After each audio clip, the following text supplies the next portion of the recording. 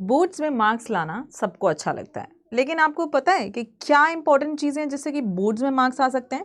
सबसे पहले हमें किसी भी चैप्टर के इंपॉर्टेंट पीवाईक्यूज पता होने चाहिए, जिससे कि हमें आइडिया लग जाए कि कैसे क्वेश्चंस वहां से आते हैं और इस चैप्टर से इंपॉर्टेंट टॉपिक है क्या, वो कॉन्सेप्ट क्लियर होना बहुत ज़्यादा ज़रूरी है। तो बस ये जेनेटिक्स का चैप्टर हम इसी तरीके से कवर करेंगे। एंड वेलकम टू साइंस अड्डा 24/7। मैं हूं नीलम, आपकी बायोलॉजी एजुकेटर। और आज के चैप्टर में मैंने ऐसे ही पीवाईक्यूज डाले हैं जिससे कि आपको आइडिया लगे कि सबसे ज़्यादा क्वेश्चन किस टॉपिक से आया है एंड कितने नंबर का यहाँ पर आया है। तो बने रहना है पूरे सेशन में, बहुत कम टाइम में पूरा चैप्टर मैं आपके सामने यहाँ पर कंप्लीट करा दूंगी।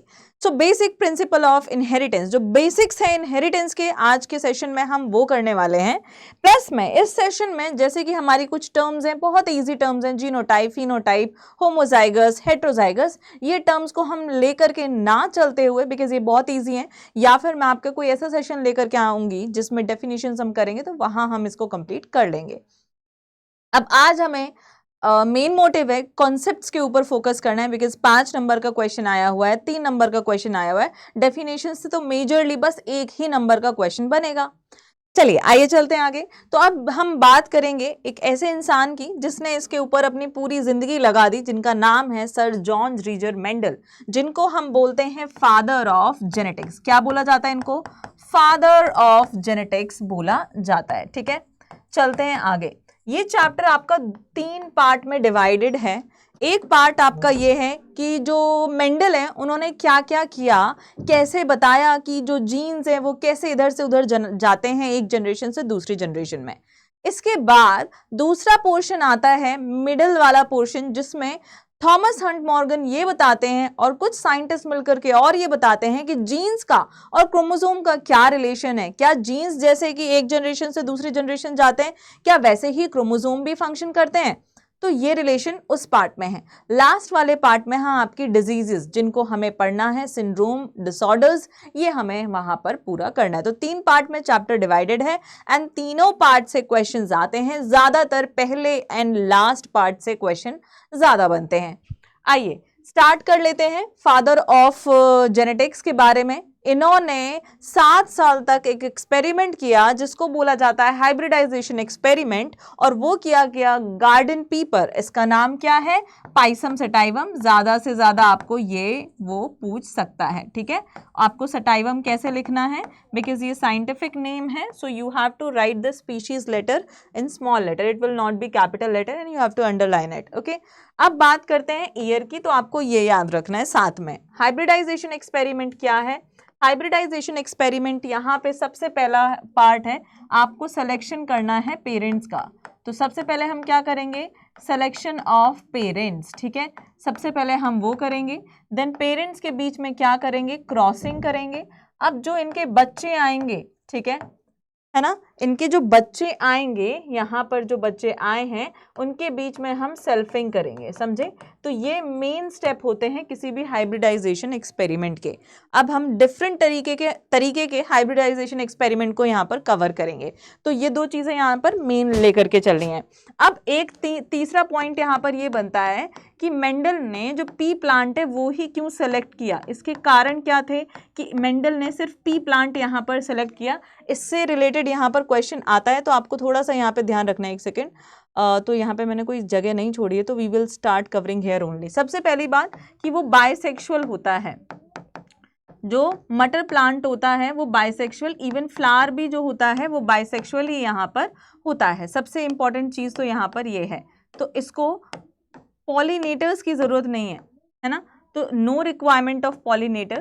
प्लस डिफरेंट कंट्रास्टिंग ट्रेट्स थे, यहाँ पे कंट्रास्टिंग ट्रेट्स प्रेजेंट थे। ठीक है, प्लस इसका शॉर्ट लाइफ स्पैन था। थर्ड क्या है? Short life span. ठीक है बेटा, शॉर्ट लाइफ स्पैन है, ये याद रखिएगा।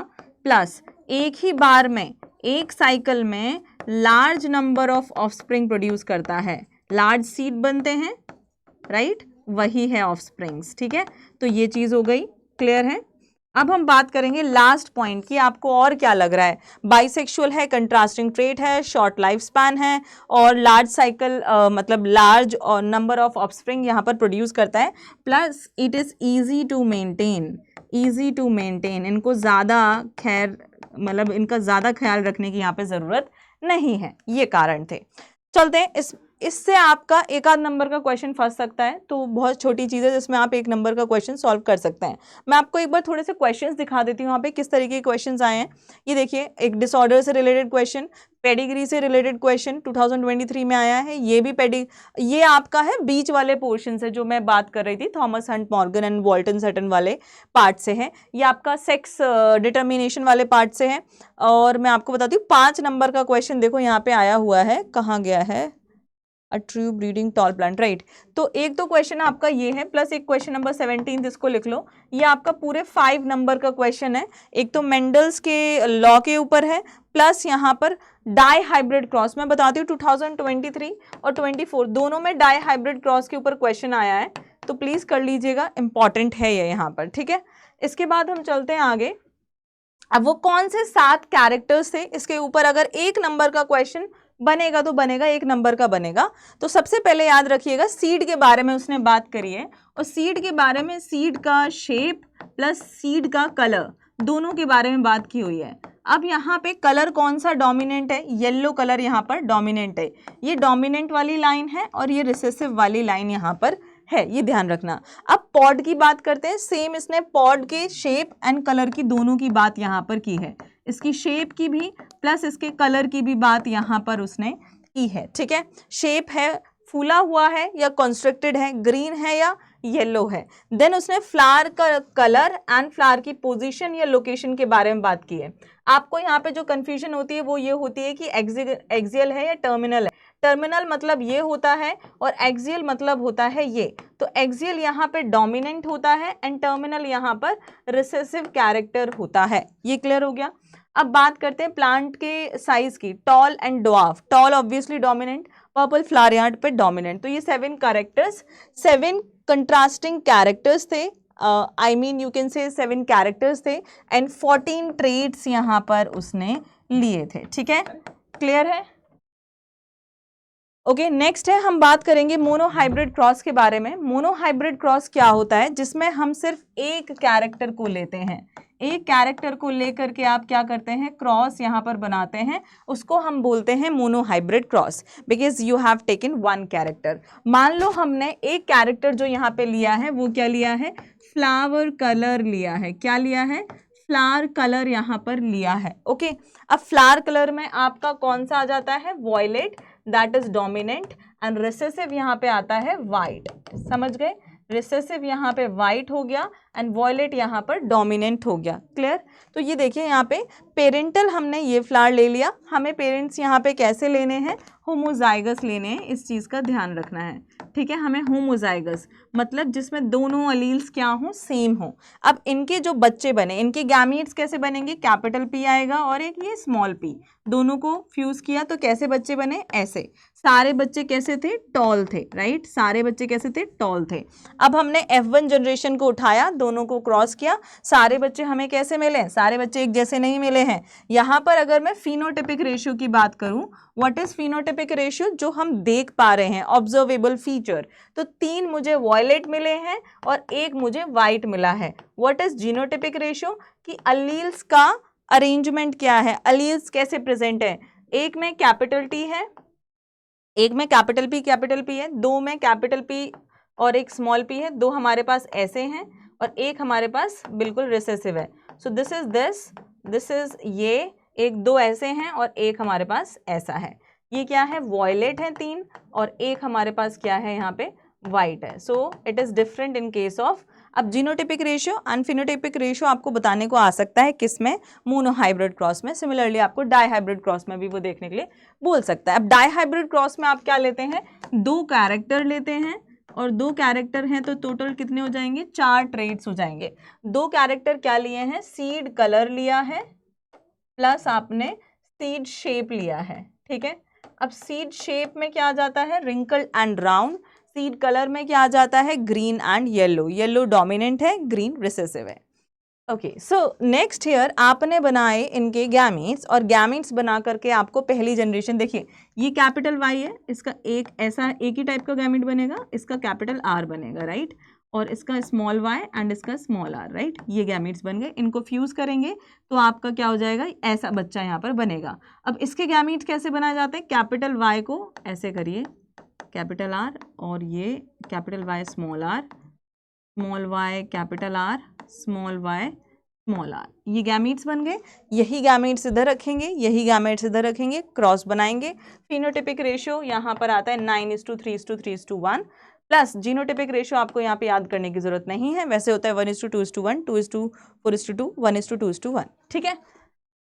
चलो आगे, ये मैं बता रही हूँ, इंपॉर्टेंट मार्क कर लो। 2023 2024 दोनों में ये क्वेश्चन आए। एक बार हम देखें क्या ये क्वेश्चन क्या था पीछे, देखो ये था, a true breeding toll P plant with round seed is crossed with a recessive. A true breeding toll P plant, मतलब टॉल पी प्लांट कैसा है, कैपिटल टी है, ट्रू ब्रीडिंग है, is crossed with a recessive dwarf plant, recessive है तो ये इससे हमने क्रॉस कराया, हैविंग रिंकल सीड्स, ठीक है। इसके पास टॉल प्लांट है प्लस ये राउंड सीड्स हैं, ठीक है, तो ये है, और ये वाला क्या है, रिसेसिव, ये ऐसा है। अब ये डाई हाइब्रिड क्रॉस ही है बेटा, आपको डाई हाइब्रिड क्रॉस बनाना है, रेशियो बता देना है F1 का F2 का, बस सिंपल है, समझे। So work out the cross up to F2 generation giving the phenotypic ratio of F1 and F2 generation respectively। तो ये आपका एक डाइहाइब्रिड क्रॉस यहाँ पे बन जाएगा, ठीक है।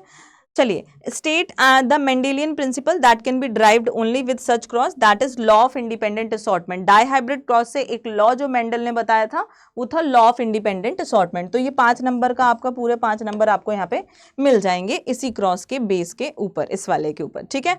अब चलते हैं एक और क्वेश्चन, देखिए 2024 में 5 नंबर का आया है, बाय टेकिंग, अच्छा ये हाँ, by taking 2 suitable traits in P plant. अब उसने बोला देखो 2024 और 23 में क्या डिफरेंस आया है इस क्वेश्चन में, इसमें इसने हमें खुद कैरेक्टर्स बताए हैं कि क्या ले लो आप, लास्ट वाला सेकंड पोर्शन सेम है, और इसमें हमें उसने ऑप्शन दे दिया कि आप कुछ भी चूज कर लो यहाँ पे अपनी मर्जी से, है ना।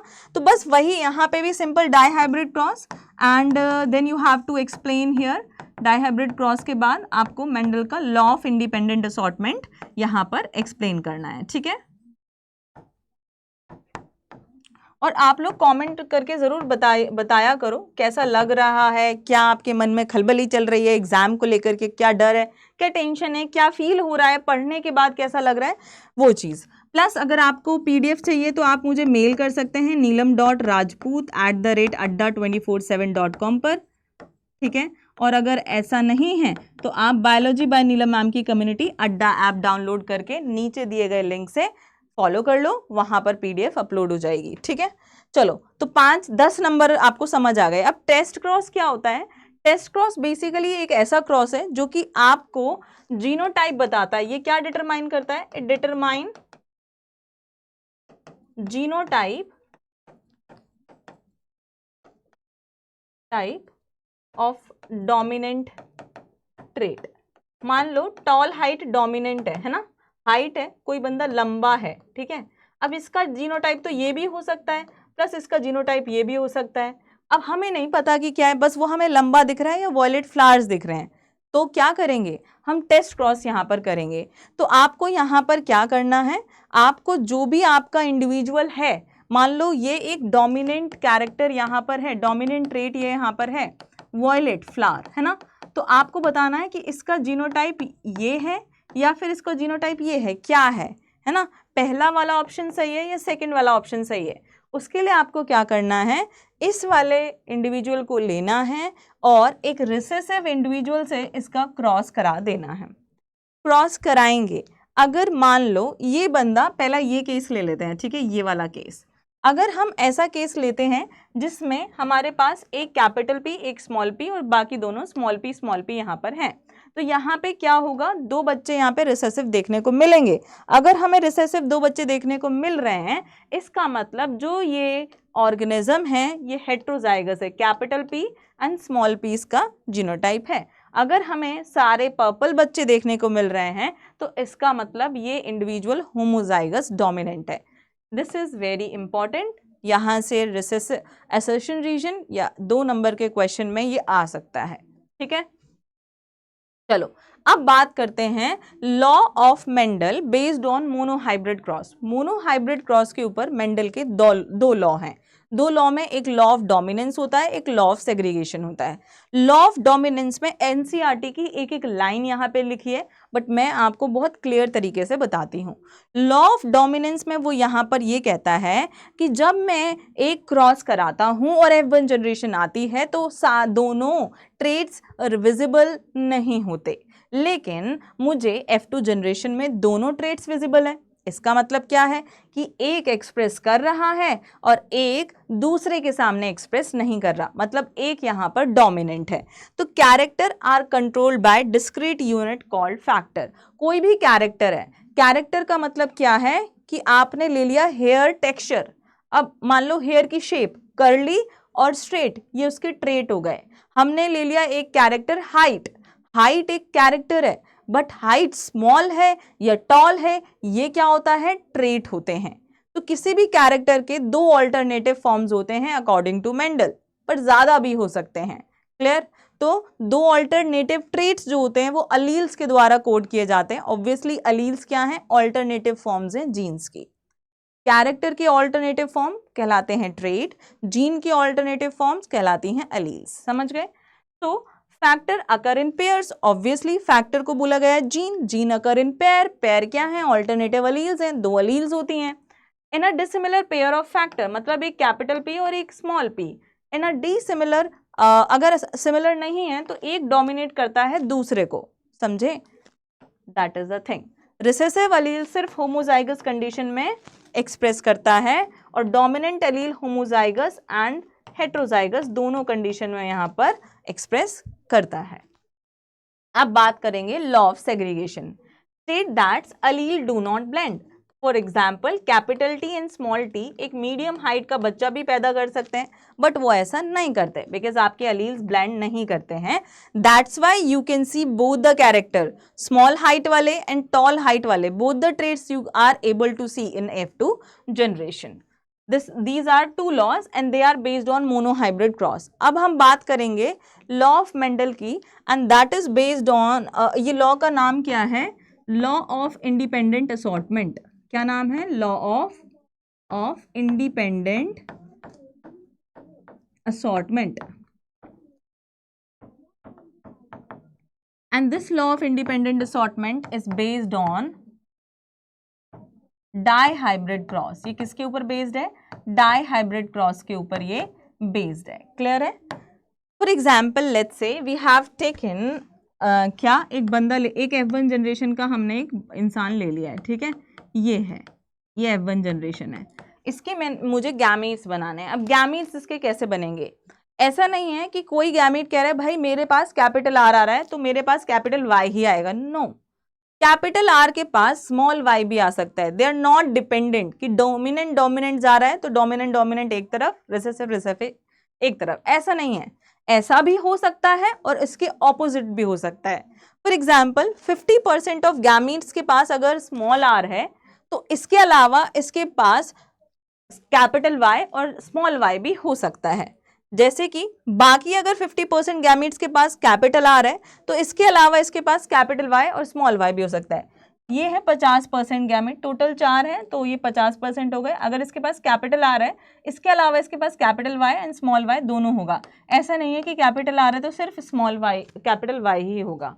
सिमिलरली यहाँ पर भी इसके पास भी कैपिटल और स्मॉल दोनों हो सकता है। So they assort independently during the gamete formation. So importantly, segregation of 50% R and 50% of small r is independent on the 50% of capital Y and 50% of small y. ठीक है, चलते हैं आगे। अब देखो ये क्वेश्चन है, खैर ये क्वेश्चन अभी इस टॉपिक से रिलेटेड नहीं है। अब मैं आपको बताती हूँ कि मेंडल के लॉ को जो वॉयलेट करता है वो है आपका इनकम्प्लीट डोमिनेंस। इनकम्प्लीट डोमिनेंस आपको देखने को मिला है किसमें? एग्जाम्पल है आपके पास, एग्जाम्पल मैं यहाँ पे लिख देती हूँ। This is what, Snapdragon. ये क्या है? स्नैपड्रैगन है। इसका साइंटिफिक नेम है एंटीराइनम मेजस।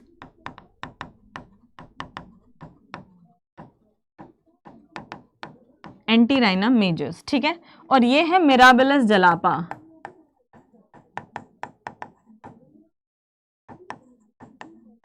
ठीक है, मिराबिलिस जलापा, इसको बोला जाता है 4 o'clock प्लांट। ठीक है, इसमें हमें ये देखने को मिलता है इनकम्प्लीट डोमिनेंस। लेट्स से हमने एक प्लांट लिया है, इनकम्प्लीट डोमिनेंस में क्या होगा, मान लो हमने एक प्लांट लिया है रेड कलर का और एक लिया है वाइट कलर का। ठीक है, ये रेड है एंड ये वाइट है। ठीक है, वाइट लिख देती हूँ। ओके, अब इसका गैमेट आया कैपिटल आर और इसका आया स्मॉल आर। इसका जो F1 जनरेशन बना वो यहाँ पे आता है ये, तो ये पिंक आ रहा है भाई, ये ना ही यहाँ पे रेड आया है ना ही यहाँ पे व्हाइट आया, ये कैसा आया है, पिंक यहाँ पर आया है। इनकम्प्लीटली जो कैपिटल आ रहा है उसको रेड होना चाहिए, उसको प्रॉपर डोमिनेट करना चाहिए, वो डोमिनेट नहीं कर पा रहा, वो यहाँ पे पिंक आ रहा है। समझे? अब मान लो मैं सेल्फिंग कराती हूँ F1 के बीच में, सेल्फिंग यहाँ कराती हूँ मैं, तो यहाँ पे क्या होगा, जो आपका हम कह सकते हैं रेशो है F2।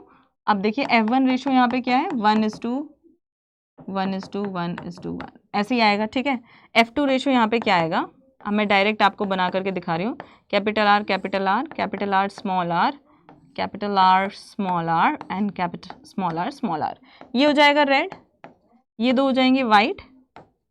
ठीक है, और ये हो जाएगा, सॉरी ये हो जाएंगे पिंक,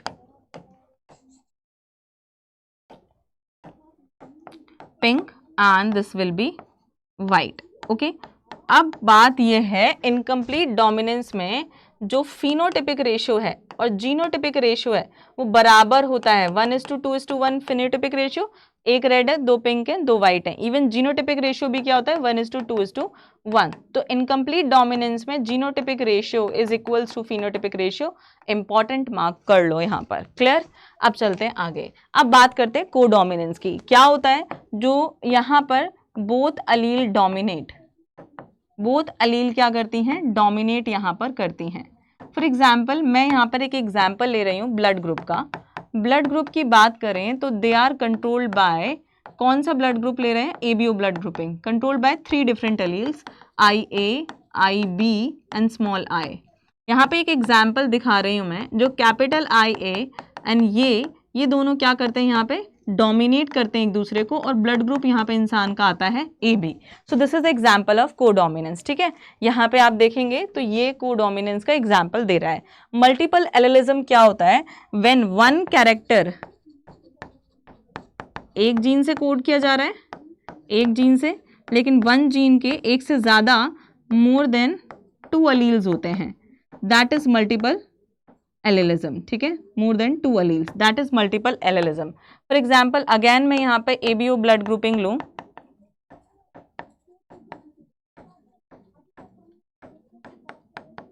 ठीक है, तो यहाँ पे हमारे पास IA, IB and small I, 3 alleles हमारे पास यहाँ पर हैं। तो 3 अलील्स कोड कर रही हैं एबीओ ब्लड ग्रुपिंग के लिए, और यहाँ पर हमारे पास मल्टीपल अलील्स इन्वॉल्व है, इसलिए हम इसको मल्टीपल एलेलिज्म बोलते हैं। Okay, next you can see Mendel published his work. अब chromosomal theory of inheritance topic पर आ रहे हैं। मेंडल ने अपना काम एक बहुत अजीब जर्नल में पब्लिश किया था, इसलिए उसका काम पब्लिश नहीं हुआ, फेमस नहीं हुआ इवन 1900 तक। क्यों भाई, क्या कारण थे? क्योंकि उसने एक अजीब सी जर्नल में, इसका नाम है जर्नल में पब्लिश किया था, ठीक है, इसलिए नहीं हुआ था, फेमस नहीं थी। Communication was not easy at that time, उसने थोड़ा मैथमेटिक्स यहाँ पे यूज किया था, एक वो फिजिकल अपीयरेंस ऑफ जीन नहीं बता सका था। Pair of alleles do not blend was not accepted by his contemporaries. उसने कहा कि यार मीडियम हाइट भी तो आती है ना लोगों की, तो इसका मतलब क्या है, क्या अलील्स ब्लेंड नहीं करते? तुम तो कह रहे हो कि अलील ब्लेंड नहीं करते हैं, सेकेंड लॉ में तुमने यही बोला है, लॉ ऑफ सेग्रीगेशन यही कहता है वो तो, बट ऐसा तो होता ही नहीं है। इवन 3 साइंटिस्ट आए थे, मैं उनका नाम बता देती हूँ, Carl Correns, Hugo de Vries and von Tschermak, जिन्होंने रीबर्थ ऑफ जेनेटिक कराया, फिर से काम किया अलग अलग मटर प्लांट के ऊपर, लेथायरस ओडोरेटस, स्वीट पी जिसको हम बोलते हैं। इन्होंने अपने अपने प्लांट के ऊपर काम किया और प्रूफ करके दिखाया मेंडल के लॉज को, फिर से उसका काम जो है वो फेमस यहाँ पर हुआ। अब देखिए Walter Sutton and Theodore Boveri यहाँ पर आते हैं। वॉल्टर सटन यहाँ पे, थियोडोर बोवरी यहाँ पे क्या करते हैं एग्जैक्टली देखो, हमें ये पता है कि जीन्स कहाँ प्रेजेंट है, ठीक है। उन्होंने जो मेंडेलियन इनहेरिटेंस था,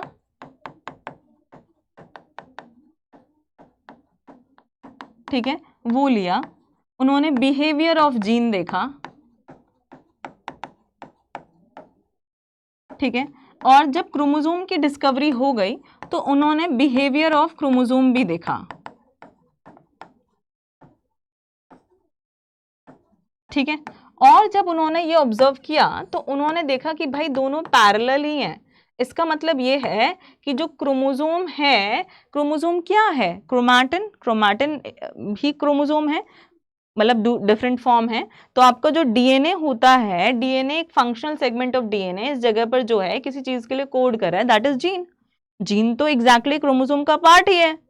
तो जहाँ जीन जाएगा तो मतलब क्रोमोसोम भी जाएगा ना। मान लो आपकी शेडो है, आप जहां जा रहे हो वही जा रही है, वो भी वहीं जा रही है, तो उसी तरीके से सो दैट इज पैरेलल। तो इसने इस थ्योरी को क्या दे दिया, नाम दे दिया क्रोमोसोमल थ्योरी ऑफ इनहेरिटेंस। इसको इसने क्या नाम दे दिया, क्रोमोसोमल थ्योरी ऑफ इनहेरिटेंस, इसने यहां पर इसको नाम दे दिया। क्लियर है। तो ये टॉपिक है मेन। अब आप एनसीईआरटी में देखोगे तो काफी लाइंस एनसीईआरटी में मेंशन हैं अलग अलग तरीके से, बट एज सच कुछ बहुत ज्यादा नहीं है, ठीक है। इजी है, मतलब हो जाएगा। अभी मुझे आपको प्लेयोट्रॉपी भी बताना है, कुछ चीजें और बतानी है, but okay I let you know. तो प्लेयोट्रॉपी बेसिकली क्या है, एक जीन जब एक से ज्यादा इफेक्ट प्रोड्यूस करता है, क्या मैं यहाँ पे बता दूं आपको, प्लेयोट्रॉपी ठीक है, जब क्या करता है एक जीन कितने इफेक्ट प्रोड्यूस कर सकता है, दो अल्टरनेटिव फॉर्म्स होते हैं अलील्स, है ना, जीन के। तो आपको पता है it produces when more than one effect, या वन कैरेक्टर से ज्यादा अगर एक जीन किसी को कंट्रोल कर रहा है, प्रोड्यूसेस और कंट्रोल और codes for more than one character, ठीक है, दैट इज प्लेयोट्रॉपी। जैसे कि आपके पास एक जीन है जो कि हम बोल सकते हैं मटर के पेड़ में होता है, जिसको हम बोलते हैं कोड करता है स्टार्च के लिए प्लस सीड्स के शेप के लिए भी, ठीक है। एग्जाम्पल और भी है यहाँ पे, जैसे कि एग्जाम्पल है फिनाइल कीटोनूरिया। अभी हम पढ़ेंगे इसके बारे में तो आपको पता चलेगा कि क्या मैं बताना चाह रही हूँ। कि फिनाइल कीटोनूरिया एक जीन है, मतलब फिनाइल कीटोनूरिया बेसिकली होता किस वजह से, एक जीन जो कि कोड कर रहा है फिनाइल एलानाइन डिहाइड्रोक्सिलेज के लिए, उस एंजाइम की ना होने की वजह से बहुत सारे और इफेक्ट प्रोड्यूस हो रहे हैं। तो एक तो वो एंजाइम नहीं बन रहा है, और भी चीजें नहीं हो रही हैं, तो more than one effect, more than one character are being controlled by this, ठीक है। और एक और एग्जांपल है स्टार्च सिंथेसिस, जो कि मटर सीड्स में होता है, ठीक है, that is also a example है। ओके, तो ये था यहाँ पर प्लेयोट्रॉपी। अब चलते हैं आगे। थॉमस हंट मॉर्गन एक्सपेरिमेंट 1933 में परफॉर्म किया गया। ड्रोसोफिला जो है वो टाइनी फ्रूट फ्लाई है। बेसिकली इन्होंने यहाँ पर ड्रोसोफिला मेलानोगैस्टर को लिया था।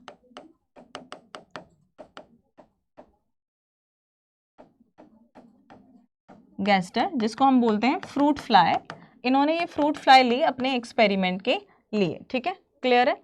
अब क्यों ली, जैसे कि उसने मटर का प्लांट लिया तो क्यों लिया भाई, वो कारण है ना, वो तो होना चाहिए, पता होना चाहिए। पता नहीं होगा तो कैसे करोगे, सेम चीज चल रही है, बस क्रोमोसोम और जीन का हेर फेर है, बाकी सब सेम है। ध्यान से सुनना है, आंखें गड़ा करके रखनी है, समझना है कितने टॉपिक अभी तक पढ़ लिए और कितने क्वेश्चंस बनेंगे आपको पता है, मैं बताती जा रही हूँ।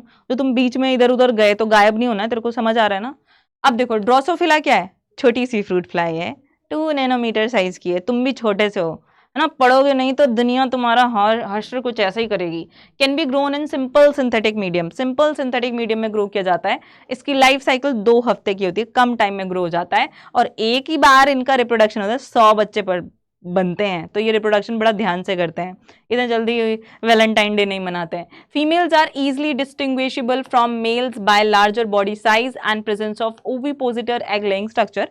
काइंड ऑफ ये बोल रहे हैं कि फीमेल और मेल को आप इजिली डिस्टिंग्विश कर सकते हो। और क्रोमोसोम यहाँ पर 2n = 8, मतलब डिप्लॉयड 8 क्रोमोसोम्स यहाँ पर प्रेजेंट होते हैं, ठीक है। इससे बहुत ज्यादा क्वेश्चन नहीं आया है। अब लिंकेज एंड रिकॉम्बिनेशन एग्जैक्टली इन्होंने ये स्टडी किया था, जिसकी वजह से जो कह सकते हैं कि जो हमने ट्रेट्स लिए उसके अलावा और भी आ सकते हैं। इन मीडियम हाइट मीडियम भी हो सकती है लिंकेज की वजह से। किस वजह से अभी जानते हैं, अभी ज्यादा दिमाग वैसे मत करो। देखो लिंकेज क्या है, physical association of gene on same chromosome. Linkage was first seen by Bateson and Punnett in Lathyrus odoratus. Lathyrus odoratus sweet pea है। मॉर्गन ने लिंकेज एंड रिकॉम्बिनेशन के लिए क्या किया, उसने एक क्रॉस पढ़ा। उसने क्या किया, yellow bodied white eyed Drosophila की फीमेल्स ली and brown bodied red eyed male ली। जो वो क्रॉस है, उस क्रॉस में ज्यादा दिमाग माथा पच्ची लगाने की जरूरत नहीं है, वो ये बस ये बताता है कि अगर लिंकेज ज्यादा है तो रिकॉम्बिनेंट्स कितने होंगे, कम होंगे कि ज्यादा होंगे, बस ये बताता है। Linked genes are present on same chromosome, linked genes are present in linear fashion, linked genes can be separated with the help of a scissor known as crossing over. अगर आपको लिंकेज ग्रुप फाइंड आउट करना है कितना है, तो total number of chromosome हमारी body में होते हैं 46, 46 divided by 2 is equal to 23, तो 23 यहाँ पर लिंकेज ग्रुप यहाँ पर होंगे। ठीक है, अब चलते हैं आगे। लिंकेज एंड रिकॉम्बिनेशन की मैं बात बताती हूँ। सबसे पहले देखो, ये है क्रोमोसोम एक ए और ये है क्रोमोसोम बी। ठीक है, अब मान लो क्रोमोसोम ए के ऊपर एक जीन यहाँ पर है और एक जीन यहाँ पर है और एक जीन यहाँ पर है और इधर बी पर यहाँ पे है। बताओ लिंकेज कहाँ है? लिंकेज है फिजिकल एसोसिएशन ऑफ जीन। आप और आपके दोस्त में कितनी गहरी मित्रता है, अगर इनके बीच में डिस्टेंस कम है तो क्या है, मित्रता ज्यादा है। तो यहाँ पे ए में लिंकेज क्या है, ज्यादा, बी में लिंकेज क्या है, ज्यादा है, और ए में लिंकेज क्या है, कम है। क्यों भाई? क्योंकि यहाँ पर डिस्टेंस ज्यादा है, दूरियां ज्यादा हैं, तो ऑब्वियसली रिश्ते अच्छे नहीं होंगे, स्ट्रांग नहीं होंगे। यहाँ पे डिस्टेंस है ज्यादा नहीं है, यहाँ डिस्टेंस कम है। तो बेसिकली हम कह सकते हैं कि लिंकेज जो है अगर ज्यादा होगी तो रिकॉम्बिनेशन यहाँ पर कम होगा। समझे? लिंकेज अगर ज्यादा है तो linkage is inversely proportional to distance बोल सकते हैं हम। ठीक है, डिस्टेंस, अगर डिस्टेंस ज्यादा है तो लिंकेज कम, अगर लिंकेज ज्यादा है तो डिस्टेंस कम। समझे? ये मिटा देती हूँ। ओके, एंड जो रिकॉम्बिनेशन है, रिकॉम्बिनेशन कब है? Recombination is directly proportional to distance. जितना ज्यादा डिस्टेंस उतना ज्यादा नए कॉम्बिनेशंस। मान लो क्या है, आप हो होमोलोगस, आपका ले लिया क्रोमोसोम नंबर 11, एक क्रोमोसोम का सेट मम्मी से आता है, एक पापा से आता है, राइट। अब मान लो इन दोनों जीन्स में बहुत बहुत दूरियां हैं, तो ये यहाँ पे रिश्ते बनाने की कोशिश करेंगे, तो न्यू कॉम्बिनेशंस यहाँ बनेंगे, दैट इज कॉम्बिनेशंस। तो directly proportional to distance and this whole is inversely proportional to यहाँ पर लिंकेज। समझे? ओके, क्लियर है? तो लिंकेज अगर ज्यादा है, मैं एक बार और लिख देती हूं, अगर लिंकेज भी इनवर्सली प्रोपोर्शनल है रिकॉम्बिनेशन के, बस ये ध्यान रखना है, यहां से एक आध नंबर का क्वेश्चन आ जाएगा। ओके, चलो आगे। तो ये तो हम कर चुके हैं, ये हो गया। अब हम बात करते हैं सेक्स डिटर्मिनेशन। सेक्स डिटर्मिनेशन जो है, इधर से क्वेश्चन बनने के चांसेस है, अगेन एक नंबर का क्वेश्चन यहाँ से ज्यादा से ज्यादा बनेगा। ठीक है, अब मेल हेट्रोगेमिटी, जब मेल्स के बाद दो डिफरेंट क्रोमोसोम होते हैं, फीमेल हेट्रोगेमिटी जब फीमेल्स के पास तो डिफरेंट क्रोमोसोम्स होते हैं, तो ये भी दो तरीके के हैं। बच्चों को लगता है यहाँ पे जो सबसे बड़ी गलती बच्चे करते हैं वो ये है, एक्सोटाइप, मतलब फीमेल्स के पास यहाँ पे क्या है, एक्स एक्स है, बिकॉज मेल हेट्रोगेमिटी है, तो मेल के पास डिफरेंट। ओ का मतलब होता है नो क्रोमोसोम, कोई क्रोमोसोम है ही नहीं, एब्सेंट है क्रोमोसोम। ठीक है, तो एक्सोटाइप मतलब जब मेल में एक्सोटाइप है तो वो किसके एग्जाम्पल है, इंसेक्ट, ग्रासहोपर, वेलिस्नेरिया, कॉकरोच। आप ज्यादातर ये दो एग्जाम्पल याद रखो, that's it. X Y type तो ऑब्वियसली आपको पता है किस में होता है, ह्यूमन बींग्स में एंड ड्रोसोफिला में। ठीक है, देन हम बात करते हैं फीमेल हेट्रोगेमिटी की, जहां पे फीमेल्स के पास दो डिफरेंट क्रोमोसोम्स होते हैं। तो ZW, W का मतलब क्या है कि W एक डिफरेंट क्रोमोसोम है, Z एक डिफरेंट क्रोमोसोम है, ये फीमेल्स में प्रेजेंट है। W का मतलब विंग्स, ऐसे याद करना। तो बर्ड्स में प्रेजेंट होता है, रेप्टाइल्स में एंड फिश में। अब देखते हैं फीमेल्स में एक्सो मतलब नो क्रोमोसोम, मतलब ZO नो क्रोमोसोम, तो ये किस में, बटरफ्लाई एंड मॉथ। मॉथ क्या है, O आ रहा है, मतलब नो क्रोमोसोम ZW वाला। ठीक है, ऐसे आप इसे याद कर सकते हो। अब सेक्स डिटर्मिनेशन आपका आता है हनी बी और इंसानों में। मुझे लगता है इंसानों का आप बहुत इजीली कर सकते हैं, ह्यूमंस का तो आप लोग इधर होमवर्क में करना ये, और जिसने सच में लिखा है वो मुझे प्रॉमिस करके लिखना, मैम प्रॉमिस हमने ये कर लिया है। ह्यूमंस में आप यहाँ पर करेंगे खुद, ठीक है, यहाँ पे लिख करके बनाएंगे चार्ट। अब हनी बी में क्या होता है, एक तो होता है ड्रोन, ड्रोन होता है यहाँ पर मेल। मेल के पास कितने क्रोमोसोम होते हैं, एक तो ये हेप्लॉइड होता है और इसके पास होते हैं 8 क्रोमोसोम नहीं 16 क्रोमोसोम, ठीक है, ठीक है। और यहाँ पे होती है क्वीन, क्वीन होती है यहाँ पे डिप्लॉइड, और डिप्लॉइड के पास होते हैं टोटल 32 क्रोमोसोम, ठीक है।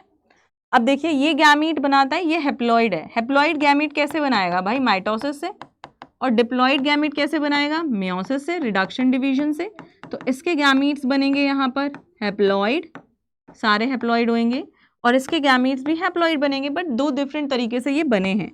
ये फ्यूज करेंगे तो यहाँ पे बनाएंगे जायगोट, और ये रियल फर्टिलाइजेशन हुआ है, जायगोट यहाँ पे क्वीन या वर्कर में डेवलप करेगा, ठीक है। तो मतलब ये दोनों तो फीमेल ही बनी है मैम, तो मेल कैसे बनेगा, ये फीमेल गैमीट विदाउट फर्टिलाइजेशन, जिसको बोलते हैं पार्थिनोजेनेसिस, पार्थिनोजेनेसिस के थ्रू यहाँ पे क्या बनाएगा, ड्रोन बनाएगा, क्या बनाएगा, ड्रोन बनाता है। तो they develop without fertilization of gamete, that is parthenogenesis. तो ये है हनी बी का। अब चलते हैं आगे, पेडिग्री एनालिसिस की बात करेंगे, जहां से आपका चार्ट आ सकता है 2 या 3 नंबर का, या फिर केस स्टडी बेस्ड में 4 नंबर का क्वेश्चन यहां से बन सकता है। देखिए पेडिग्री एनालिसिस क्या है, एक प्रोसेस है to determine, to examine the pedigree and determine the type of pattern of inheritance, कैसा पैटर्न ऑफ इनहेरिटेंस है। ये कुछ सिंबल्स हैं जो कि यहाँ पे हम यूज करने वाले हैं, so will not let you know in the detail, क्योंकि बहुत बार ये इजी चीज है, इसमें जो नहीं आता है बच्चों को वो मैं बताती हूँ। आपके पास pattern of inheritance, mutation topic जो है वो मैं आपका मॉलिक्यूलर बेस में लेकर के आऊंगी वन शॉट में, ठीक है। अब जीनोमेटिक डिसऑर्डर 2 तरीके के होते हैं, मेंडेलियन बात करता है, मेंडल बात करता है ज्यादातर जीन के बारे में, तो उसको हमने जो जीन की वजह से डिसऑर्डर्स हुए हैं वो हमने बात कह दिया है मेंडेलियन। एंड क्रोमोसोमल डिसऑर्डर, जिसमें पूरा का पूरा क्रोमोसोम ही उथल पुथल हो जा रहा है, नॉट ओनली जीन। अब देखो मेंडेलियन डिसऑर्डर में क्या हो रहा है कि कोई जीन में चेंज आ रहा है, कोई जीन में चेंज आ रहा है, तो बेसिकली क्रोमोसोम का कोई पर्टिकुलर छोटा सा पार्ट यहां पर उसमें चेंज आ रहा है, समझे। अब ये हो सकते हैं 2 तरीके के, ऑटोसोमल या फिर सेक्स लिंक, मतलब आपका वो जीन ऑटोसोम्स के ऊपर प्रेजेंट है। ऑटोसोम्स कौन होते हैं, जो सेक्स क्रोमोसोम नहीं होते। सेक्स क्रोमोसोम कौन होते हैं, एक पेयर होते हैं, मतलब 2 टोटल क्रोमोसोम, जैसे कि एक्स एंड वाई या फिर एक्स एक्स, राइट। अब देखिए ऑटोसोमल में आपका रिसेसिव एंड डोमिनेंट, रिसेसिव में आप ये 4 बीमारियां पढ़ेंगे, डोमिनेंट में ये 1। सेक्स लिंक में आप एक्स लिंक्ड और वाई लिंक्ड, वाई लिंक्ड आप स्टडी नहीं कर रहे हैं, एक्स लिंक्ड में आपके पास हीमोफीलिया एंड कलर ब्लाइंडनेस यहां पर होता है। बट यहां पे देखो ये एग्जाम्पल याद करना है, SPCT, ठीक है, SPCT, पेसेट, TC, टेक केयर, है ना, टेक केयर याद करो भाई, यहाँ पे टेक केयर, और क्या रखेंगे, पास रहोगे तो टेक केयर हो जाएगी, है ना, पास, phenylketonuria, sickle cell anaemia, take care, thalassaemia and cystic fibrosis, ठीक है।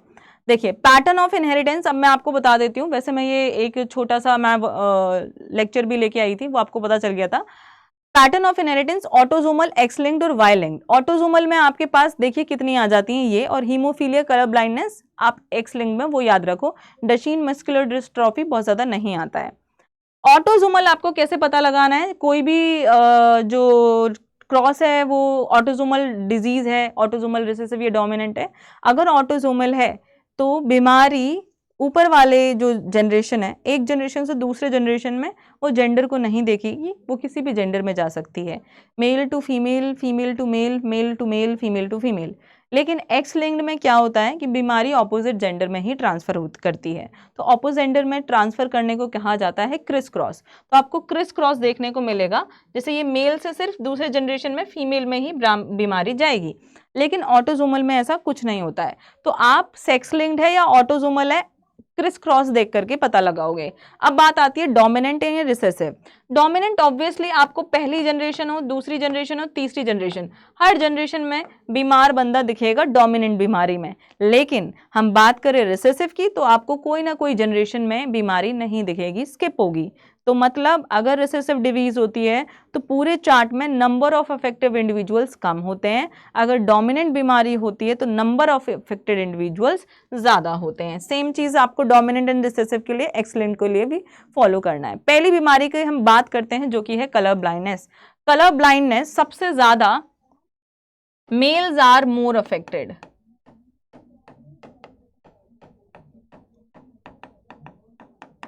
ठीक है, प्लस ये सेक्स लिंक्ड डिजीज है। सेक्स लिंक्ड में भी कौन सी है भाई, एक्स लिंक्ड रिसेसिव डिजीज है, ठीक है, एक्स लिंक्ड रिसेसिव बीमारी है यहाँ पर है, ठीक है। इसका चार्ट भी बहुत इजी है और मैं सच बता रही हूँ बहुत बार यहाँ पर आते हैं। इसमें प्रॉब्लम क्या होती है कि यार जो बंदा है ना इट बेसिकली 0.8 मेल्स में होता है एंड 0.4% मेल्स कितना अफेक्टेड होते हैं, 0.8 यहाँ पर मेल्स अफेक्टेड रहते हैं एंड 0 यहाँ पर फीमेल्स जो है वो अफेक्टेड रहती हैं। इसमें दिक्कत क्या होती है, ये red and blue colour, red and green colour differentiate नहीं कर पाते हैं, डिफ्रेंशिएट नहीं कर पाएंगे, आइडेंटिफाई नहीं कर पाएंगे। मैं आपको इंसान बताती हूँ, इंसान के क्रोमोसोम्स बनाती हूँ, उनको बीमारी है या नहीं है कैसे पता चलेगा। देखिए अगर कोई लड़की है तो ये क्या लड़की है, नॉर्मल लड़की है, इसको कोई बीमारी यहाँ पर नहीं है, नॉर्मल फीमेल। अगर ये लड़की ऐसी है तो ये क्या है, कैरियर फीमेल है, ये बीमारी को कैरी कर रही है बट इसको बीमारी है नहीं। अगर ऐसी लड़की है तो ये क्या है, डिजीज्ड फीमेल है, इसको कलर ब्लाइंड यहाँ पर हो, कलर ब्लाइंडनेस होगी। अब मान लो ये मेल है, मेल में सिर्फ एक क्रोमोसोम जो ये सी है, इसका मतलब ये है एक्स क्रोमोसोम के ऊपर जो जीन है कलर ब्लाइंड का वो प्रेजेंट है। ये क्या है, ये डिजीज्ड मेल है क्योंकि मेल के पास सिर्फ एक ही एक्स क्रोमोसोम है। आपको पता है ये रिसेसिव डिजीज है, मतलब अगर एक्स के ऊपर ये बीमारी प्रेजेंट है तो सेम एक्स होना चाहिए तभी वो बंदा बीमार होगा। लेकिन आपको पता है मेल में तो सिर्फ एक ही एक्स प्रेजेंट है और अगर एक ही एक्स प्रेजेंट है और उसके ऊपर भी सी प्रेजेंट है तो वो मतलब बीमार होगा। तो मेल्स के लिए हमें कम म्यूटेटेड एक्स चाहिए होते हैं बीमार करने के लिए, इसलिए मेल ज़्यादा अफेक्टेड रहते हैं। नेक्स्ट है आपके पास ये, तो ये नॉर्मल मेल है, ये कैसा मेल है, नॉर्मल मेल है। तो मेल्स कभी कैरियर नहीं होते हैं। In this case males are never carrier, in this case males are never carrier, ठीक है, carrier of the disease. Clear हो गया बेटा, ओके। चलो आगे चलते हैं।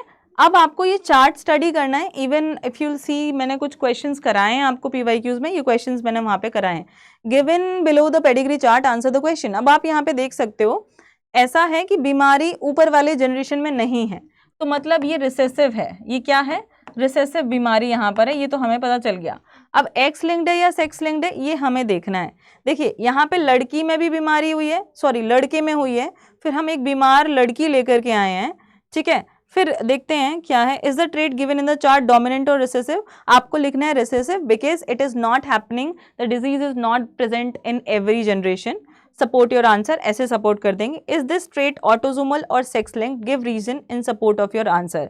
अब ये ऑटोजोमल है या यहाँ पर सेक्स लिंक्ड है, ये बता पाना थोड़ा सा मुश्किल है यहाँ पर, लेकिन आप देखेंगे कि ये बंदे से मेल में आ रहा है, अगेन ये मेल में ही जा रहा है, ऐसा नहीं है कि फीमेल में जा रहा है। अब ये कहीं ना कहीं इससे तो रिलेटेड है, ठीक है, तो this is autosomal not sex linked. Right the possible genotype of the children number 1, 3 in the second generation. आपको बताना है पहला एंड 3 का क्या जीनोटाइप यहाँ पर हो सकता है। देखिए ऑटोजोमल है प्लस रिसेसिव है, यहाँ पर ये समझे, ऑटोजोमल है प्लस रिसेसिव है, तो ये जो है ना ये यहाँ पर क्या है, डिजीज्ड है। मान लीजिए ये एक्स ऑटोजोमल डिजीज्ड है, तो चांसेस हैं कि इसका पॉसिबल जीनोटाइप इसका हो सकता है कि अगर रिसेसिव है तो ऑब्वियसली दोनों क्रोमोसोम्स के ऊपर यहाँ पे जो जीन है वो प्रेजेंट होगा, डिजीज जीन। और अगर इस बच्चे में नहीं आया है तो इसका मतलब ये बंदा क्या है, अफेक्टेड नहीं है, इसके नॉर्मल जीन होंगे। बेटा आप नॉर्मल क्रोमोसोम बना देना, कह देना कोई म्यूटेशन यहाँ पे नहीं है, क्योंकि अगर होता तो ये बंदा यहाँ पे अफेक्टेड होता। सिमिलरली थर्ड की बात करते हैं, थर्ड यहाँ पे डेफिनेटली कैरियर है, ठीक है, शी इज़ द कैरियर, तो दिखा देना कि एक पर ये म्यूटेटेड जीन यहाँ पर प्रेजेंट है और दूसरा क्रोमोसोम यहाँ पर सिंपल है। तो आप उसको बता देना कि भाई जीनोटाइप का मैं कंसिडर कर रही हूँ AA, ठीक है, ऑटोजोमल, एक पर जीन प्रेजेंट है डिजीज, दूसरे पे नहीं है, आप ऐसे बता सकते हैं, हो जाएगा। चलते हैं हम नेक्स्ट क्वेश्चन में। सॉरी हीमोफीलिया की बात करेंगे। एक्स लिंक्ड रिसेसिव बीमारी है, आप चाहते हैं अगर किसी को हीमोफीलिया हो एटलीस्ट दोनों पर्सन वहां पर क्या होने चाहिए, एक्स लिंक्ड है सॉरी, तो नॉर्मल ब्लड प्रोटीन रिक्वायर होता है, क्लॉटिंग के लिए होता है। अगर ये नहीं हुआ तो क्लॉटिंग होती जाएगी एंड फीमेल्स रेयर होती है, मेल्स यहाँ पर सबसे ज्यादा होते हैं। It is like sex linked colour blindness की तरह। अब सिकल सेल एनीमिया यहाँ पे क्या है, ऑटोजोमल है, ऑटोजोमल रिसेसिव है, transfer of offspring both male and female are heterozygous. ये बीमारी तब होती है जब मेल, मम्मी और पापा दोनों एटलीस्ट कैरियर यहाँ पे हों मिनिमम। ये नॉर्मल बंदा है, ये वो है जो कि कैरियर है यहाँ पे बीमारी का, ठीक है, और ये क्या है, डिजीज्ड बंदा है, ठीक है, डिजीज्ड बंदा है। ये पॉइंट म्यूटेशन की वजह से होता है। यहाँ पे देखिए हमारे पास GAG जो कि ग्लूटामाइन के लिए कोड करता है, यहाँ पे पॉइंट म्यूटेशन होता है और ये GUG में कन्वर्ट हो जाता है जो कि वेलाइन के लिए कोड करता है। आपकी RBC सिकल शेप की हो जाती है, प्रॉपर ऑक्सीजन ये नहीं कैरी कर पाती, जिसकी वजह से हमें एनीमिया हो जाता है, समझे। चलो फिनाइल कीटोनुरिया की बात करेंगे। The affected individual lack a liver enzyme जिसको बोला जाता है फिनाइल एलेनाइन हाइड्रोक्सिलेज। ये फिनाइल एलेनाइन को टायरोसिन में कन्वर्ट करता है बट ये है नहीं, इसलिए इसका एक्यूमुलेशन होने लगता है और इसकी वजह से मेंटल रिटार्डेशन यहाँ पर and it excrete through urine और स्किन पिगमेंटेशन हो जाती है, हेयर फॉल हो जाता है। तो कितनी सारी चीजें यहाँ पर हो गई हैं। That's why this is the example of pleiotropy. Okay, thalassemia में क्या बात करेंगे, again autosomal linked recessive disease. इसमें भी एटलीस्ट दोनों पेरेंट्स को कैरियर होना जरूर है बीमारी के लिए, तभी बच्चा यहाँ पे बीमार होगा। अब ये दो तरीके के आपके पास थैलेसीमिया है, एक तो बीटा है और एक अल्फा है, ठीक है, एक आपके पास अल्फा एक बीटा। अल्फा क्रोमोसोम नंबर 16 पर, बीटा क्रोमोसोम नंबर 11 पर। अब कैसे याद करोगे बीटा को, आपको याद रखना जब हम बीटा बनाते हैं तो हम 2 सर्कल बनाते हैं, मतलब 2 बार हमें 1 लिखना है, दैट इज 11, ठीक है।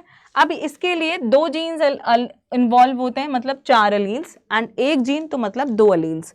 अब ये क्या है, यहाँ पर क्वांटिटेटिव है। What is this, quantitative disorder ये यहाँ पर है।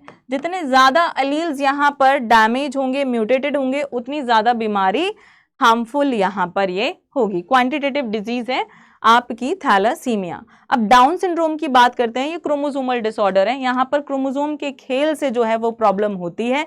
देखिए यहाँ पे क्या होता है, because of basically during the gamete formation जो प्रॉब्लम आती है, आपको पता है कि डिप्लॉयड होते हैं, एक सेट जाएगा एक गैमीट में, एक सेट जाएगा एक गैमीट में, बट यहाँ पर कहीं पर क्रोमोसोम नंबर 21 जो है, पेरेंट्स की जब सेल डिवाइड करके गैमीट बना रही थी तो यहाँ पर नॉन डिसजंक्शन हुआ है, ठीक है।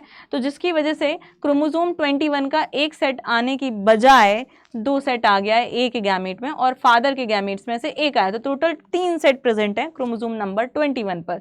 इसीलिए इसको बोला जाता है trisomy of chromosome number 21, trisomy of chromosome number 21, जिसकी वजह से बहुत ज़्यादा broad face, broad head, flat head, furrowed tongue, bulged eyes, palm में क्रीज और फिंगर में लूप्स हैं, मेंटल रिटार्डेशन है, साइकोमोटर रिटार्डेशन है, ये सारी चीज़ें इस बच्चे में प्रेजेंट होती हैं।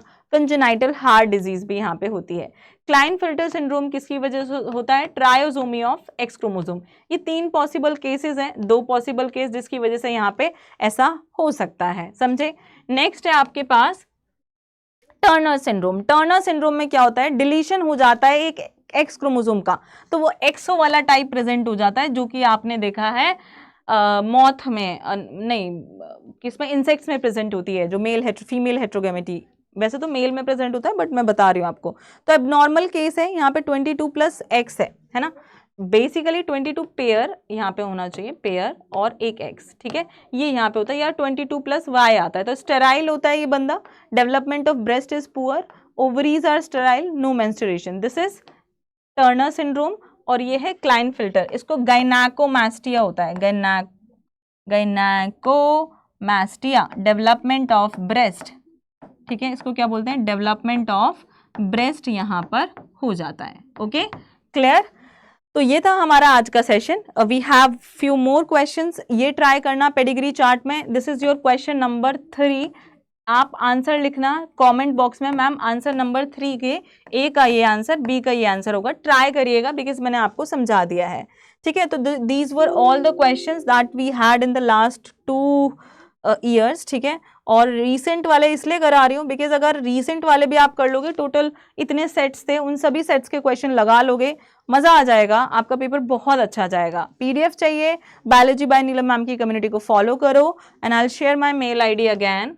जिस बच्चे ने पहले नहीं देखी है, इधर मैं लिख देती हूँ अपने mail ID, do mail me neelam.rajput@adda247.com। मैं इंस्टेंट तो आपका मेल नहीं चेक कर पाऊंगी, बट जब भी चेक करूंगी आपको रिप्लाई कर दूंगी। Okay, thank you so much for watching. Do let me know in the comment box कैसा लगा वन शॉट, और किस तरीके के सेशंस आप और चाहते हैं, ताकि मुझे आइडिया लगे कि मैं कैसे आपकी हेल्प यहाँ पे कर सकती हूँ। Have a great day ahead.